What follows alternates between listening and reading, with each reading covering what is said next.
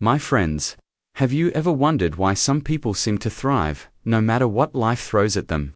Why some individuals grow stronger, more confident, more resilient even, when facing challenges most would collapse under? The answer isn't luck. It's not even just intelligence or hard work. It's psychology. Understanding how your mind works, how you think, react, and grow can unlock a version of you that's more powerful than you ever imagined. Your thoughts shape your brain, and reality change your self-talk, change your life. This is more than just a motivational phrase. It's a principle rooted in the science of neuroplasticity. Your brain is constantly forming new neural pathways based on the thoughts you think most often. These pathways strengthen over time, turning fleeting thoughts into automatic beliefs. When you repeatedly tell yourself you're not good enough, you're literally building a brain that believes it. These beliefs begin to control your actions, your reactions, and even the way you interpret events around you. Negative self-talk isn't just discouraging, it's destructive. It creates a filter through which everything is judged, and it blinds you to opportunities, strengths, and solutions that might be right in front of you. On the other hand, positive, empowering self-talk rewires your brain to look for growth, to believe in change, and to take action. The phrase "I can't" becomes "I'm learning." "I always fail" becomes "I'm growing through experience." These aren't lies, they're reframes. They shift the focus from finality to potential.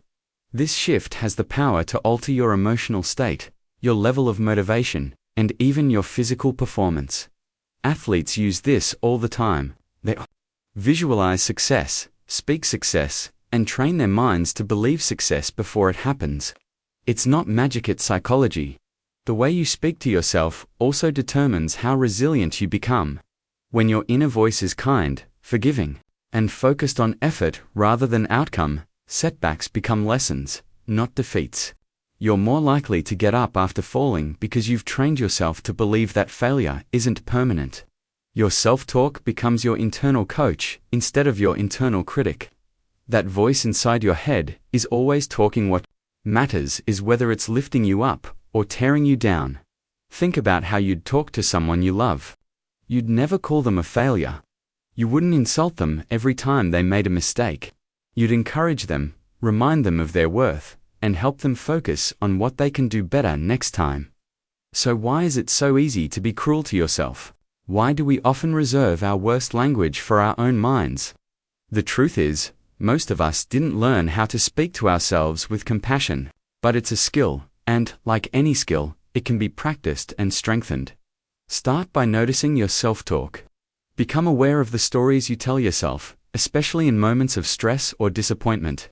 When you catch yourself using harsh or limiting language, pause. Ask yourself if you'd say the same thing to someone you care about. Then reframe it. Replace criticism with curiosity. Instead of saying, "I'm terrible at this," try, "I wonder what I can improve." These small shifts build powerful habits. Over time, your brain will start to adopt this new language as normal. What used to be negative and automatic becomes encouraging and intentional. Another powerful practice is affirmations, but not the cheesy, unrealistic ones. Use affirmations that align with your goals and reflect effort, not perfection. I am working toward becoming more confident. I am building skills every day. These statements are rooted in reality, yet they push your brain to seek evidence that supports them. And when your mind finds that evidence, it reinforces the belief, creating a positive loop. This loop fuels momentum, which fuels action, which leads to change. Your environment matters too. Surround yourself with people who speak positively, who challenge negative thinking, who remind you of your strengths when you forget them. The language we hear often becomes the language we use internally. If you're around people who constantly complain, judge, or criticize, that mindset will rub off. But if you're in a space that encourages growth and progress, your inner voice starts to reflect that. You teach people how to treat you, set boundaries, to build. This is one of the most overlooked truths in psychology and personal growth. Every interaction you have sends a message about what you will tolerate, what you value, and how you expect to be treated. When you consistently allow others to cross Your boundaries speak to you disrespectfully, or take more than they give. You unintentionally reinforce the idea that it's okay. Silence becomes permission. Tolerating mistreatment sends a signal that your comfort, time, and needs don't matter. Over time, this erodes your sense of self-worth, and it becomes harder and harder to stand up for yourself. Boundaries are not walls meant to push others away. They are bridges that create healthy relationships. They clarify what's acceptable and what isn't. They protect your emotional energy, your mental clarity, and your personal values. When you set a boundary, you're not being rude or difficult. You're being honest about your needs. And that honesty is the foundation of every strong relationship. Whether it's with a friend, family member, coworker, or partner. People might not like your boundaries at first, especially if they benefited from you having none. But the discomfort of setting limits is far less damaging than the long-term pain of self-betrayal. The first step to teaching others how to treat you is knowing your own limits. You need to become deeply aware of what makes you feel respected, what drains you, and what gives you peace. These are your emotional guidelines. When someone steps over them, your discomfort is a signal. That feeling is your mind's way of telling you a boundary has been crossed. Most people ignore that signal to avoid conflict, to keep the peace, or because they fear being seen as selfish. But suppressing your needs doesn't make the relationship better, makes it more fragile and more imbalance. Communication is key. Boundaries don't work unless you express them clearly. This doesn't mean being harsh or defensive.